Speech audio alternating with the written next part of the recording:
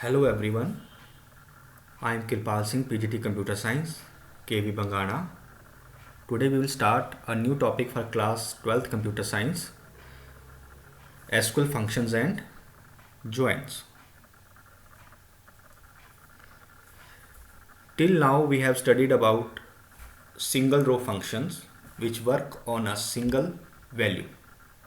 SQL provides multiple row functions which work on multiple values. अभी तक हमने single row functions पढ़े हैं एसक्यूएल में जो एक सिंगल वैल्यू के ऊपर काम करते हैं। अब हम मल्टीपल रो फंक्शंस पढ़ेंगे जो मल्टीपल वैल्यू यानी कि एक से ज़्यादा वैल्यूज़ के ऊपर काम करेंगे। So we can apply select query on a group of records rather than the entire table, यानी कि यह पूरे के पूरे टेबल के बजाय हम ग्रुप ऑफ रिकॉर्ड्स के ऊपर एसक्यूएल क्वेरी एग्जीक्यूट करेंगे। Therefore this functions are called aggregate functions और ग्रुप फंक्शंस। इसलिए इन फंक्शंस को ग्रुप फंक्शंस भी कहा जाता है। देखते हैं एसक्यूएल में कौन कौन से एग्रीगेट फंक्शंस हमारे पास है। First, max function. क्या पर्पज़ है इसका? It returns the maximum or we can say highest value among the values in the given column or expression। किसी कॉलम में जो हाईएस्ट वैल्यू होगी या मैक्सिमम वैल्यू होगी उसको ये रिटर्न करेगा। Number 2, min function. Similar to max function but opposite. It returns the minimum value among the values of the given columns। Third, sum function. It returns the sum of the values under the specified column। जिस भी column के ऊपर आप सम function लगाएंगे उसकी values का सम हमें ये प्रोवाइड करके देगा। Average function. It returns the average of the values under the specified column और expression. Next, count function. It returns the total number of values और records under the specified column. किसी column के अंदर कितनी values हैं उसका total हमें ये फंक्शन काउंट बताएगा। Let us take a sample table EMPL। एक सैम्पल टेबल लेते हैं, इसके ऊपर हम अपनी क्वेरीज को एग्जीक्यूट करेंगे समझने के लिए। Let us execute a command to display the table. Select asterisk from EMPL। This command, as all of you know, will give us all the attributes, you can say all the values of the EMPL table। So in this table we can see there are 14 rows। हम में से सभी ने इसमें से class 11th में इस table के ऊपर काम किया हुआ है। तो let's see how to apply max function। We have the sample table, we execute a command select max on which column of the table we want to apply this function। So let us say we want to apply on this cell function, this cell column we apply the max function। Select max cell from EMPL। So the highest salary in this particular column, you can see here the highest salary in this particular column is 5000। so the result here is 5000। Similarly, select min cell from employee। It gives the minimum salary in the cell table। So minimum salary we can see here, the minimum value is 800। So we get the result as 800। Next, sum function। Select sum cell from EMPL। So this query will give us the sum of the cell column। So you can see the sum of the 14 values of the cell column is the result। Next, select average cell from EMPL। So what will be the average? Average will be the sum total divided by number of entries। So the result is this। So you can try these queries.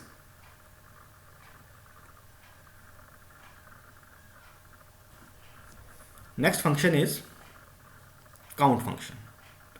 As we have already studied, it is used to count the number of values in a column.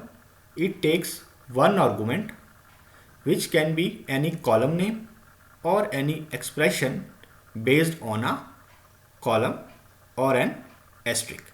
So this can take one argument or an expression or an asterisk when the argument is a column name. जब argument हमारा कोई column का नाम होगा, for example EMP number, E name, ये सब क्या है, कॉलम के नाम है, और an expression based on the column. Count returns the number of non null values in that columns. This is very important कि जब हम काउंट फंक्शन लगाते हैं, ये कभी भी नॉन नल वैल्यूज को इंक्लूड नहीं करेगा अपने रिजल्ट में.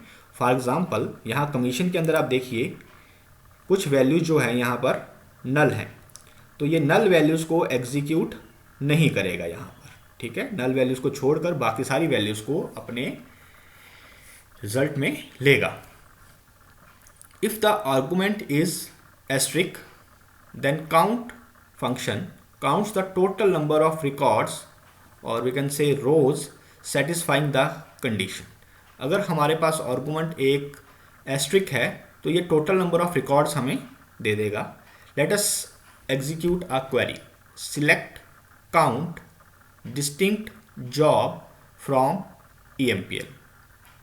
अभी काउंट करेगा, क्या काउंट करेगा, डिस्टिंक्ट जॉब. अब डिस्टिंक्ट कीवर्ड क्या करता है, डुप्लीकेसी को रिमूव करता है.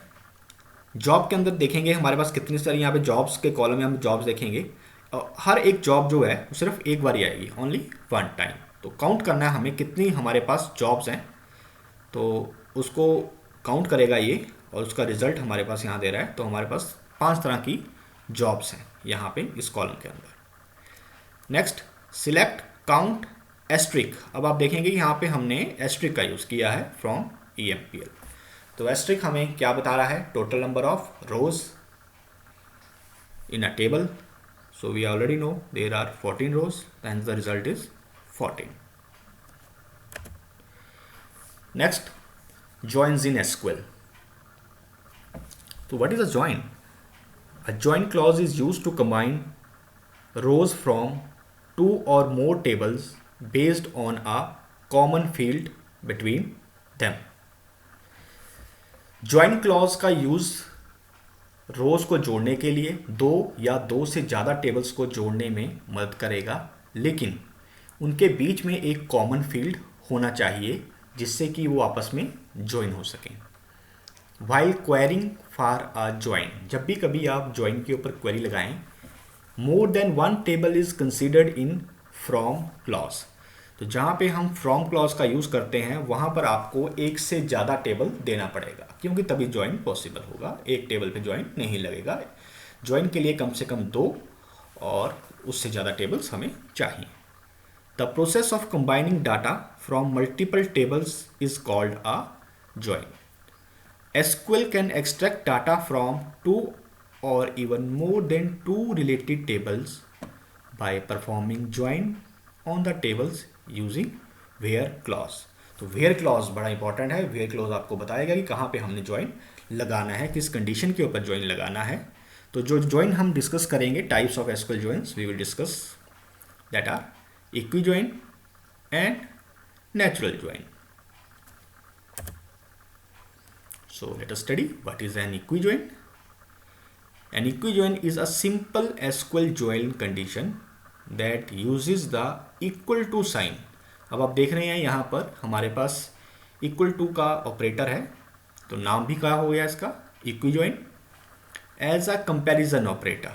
तो जब भी आप कंपैरिजन करेंगे टेबल्स के बीच में, तो हमारे पास साइन कौन सा यूज़ हो रहा है यहाँ पे, ऑपरेटर जो यूज़ हो रहा है, that is the equal to. For defining a relationship between 2 tables on the basis of a common field. तो 2 टेबल्स के बीच में फील्ड क्या होनी चाहिए, कॉमन होनी चाहिए. देखिए हमारे पास let us see, we have 2 sample tables. Query दे दी हमने यहाँ पे, सिलेक्ट एस्ट्रिक फ्रॉम स्टूडेंट। तो we have a student table, इसमें हमने 2 फील्ड्स लिए हैं, roll number and name, 4 entries करी हैं इसके अंदर। और दूसरा टेबल हमारे पास है सिलेक्ट एस्ट्रिक फ्रॉम फीस। तो पहला टेबल हो गया स्टूडेंट, दूसरा टेबल हो गया आपका फीस। तो इसके अंदर आप देख रहे हैं जो कॉमन वैल्यूज़ हमारे पास, जो कॉमन नेम है that is the roll number. ठीक है, रोल नंबर की वैल्यू जो क्या है वो हम यहाँ पे, रोल नंबर कॉलम सेम है, तो इस पर्टिकुलर कॉलम्स के ऊपर क्या लगाया जा सकता है, ज्वाइन लगाया जा सकता है। तो सिंटेक्स क्या है, इसको कैसे हम लिखेंगे, let us see the syntax of equi join. Select column 1 column 2। अब इस केस में हमारा एक ही कॉलम जो है वो सेम है। आपने जाना कि एक से ज़्यादा भी आपके पास टेबल हो सकते हैं, तो एक से ज़्यादा टेबल में एक से ज़्यादा कॉलम्स भी सेम हो सकते हैं, तो तब आपका कॉलम 2 कॉलम 3 कॉलम n तक जा सकता है। ओके, तो कॉलम 1 फ्रॉम टेबल 1 टेबल 2। यहाँ देखिए आपको दोनों टेबल मेंशन करने पड़ेंगे। फर्स्ट टेबल इस केस में हमारा अगर स्टूडेंट है तो होगा स्टूडेंट, सेकंड टेबल हमारा फीस है तो आएगा फीस। वेयर टेबल 1 इस केस में स्टूडेंट है हमारा, डॉट कॉलम 1 जो उस कॉलम के ऊपर आप लगाएंगे equal to table 2 dot column 2। तो दूसरा कॉलम इस टेबल का जिसके ऊपर भी आप जो भी ज्वाइन लगाना चाहें वो आप ज्वाइन इसका एक सिंटेक्स के थ्रू लगा सकते हैं। फॉर एग्जाम्पल, ठीक है, consider table student and fees which have roll number as common field. तो अभी इसके ऊपर हम ज्वाइन लगा के देखते हैं नेक्स्ट स्लाइड में। दोनों टेबल्स डिस्प्ले करवा लिए। अब क्वेरी लगाई, select S dot R number comma name comma fee from student S fee F, where S dot R number is equal to F dot R number. यहाँ पे ये जो इक्वल टू हमने दिया है वेयर क्लॉज के साथ, ये एक तरह का ज्वाइन है। अब इक्वल टू होने के कारण ये कौन सा ज्वाइन हो गया, इक्वी ज्वाइन। अब यहाँ पे एस और एफ जो है, दिस स्टेटमेंट्स के अंदर एस और एफ क्या है, अलाइस नेम है। As you already know, alias name एक शॉर्ट नेम होते हैं ताकि बार बार जब हम टेबल का नाम यूज़ करते हैं हम उस टेबल का शॉर्ट नेम यूज़ कर सकें।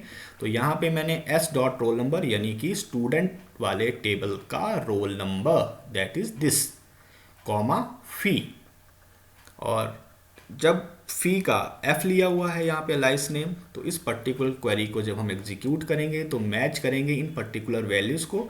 फर्स्ट में देखिए रोल नंबर 1, यहाँ पे रोल नंबर 1 नहीं है तो कोई मैच नहीं हुआ। रोल नंबर 2, यहाँ पे रोल नंबर 2 मैच कर गया, तो रोल नंबर 2 यहाँ पे मैच कर गया। नेक्स्ट हमने क्या दिखाया हुआ है, नेम, तो यहाँ पे नेम क्या आ गया, उसका गौरव आ गया। फिर फ़ी, तो उसकी फ़ी आ गई 5500। सिमिलरली कॉलम 3 मैच हुआ, 3 का नेम आदर्श और 3 की फीस 5500। सिमिलरली 4 और 4 मैच हुआ, 4 आ गया, संजना नाम आ गया और उसकी फीस आ गई। तो इस प्रकार से आप जो है इक्वी ज्वाइन लगा सकते हैं अपने टेबल्स के ऊपर। नेक्स्ट है नेचुरल ज्वाइन।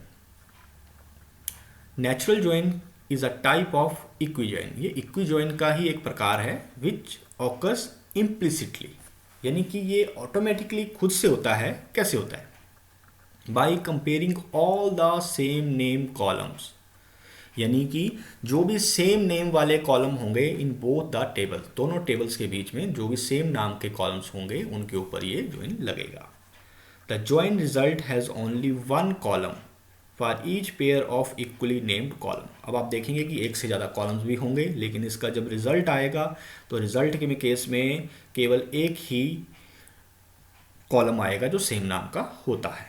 तो अब हमने इसका क्वेरी कैसे लगाना है, select asterisk from student natural join fees. तो आप देखेंगे फ्रॉम क्लॉज के बाद कॉमा लगाया था हमने इक्वी ज्वाइन के अंदर, यहाँ पे स्टूडेंट के बाद।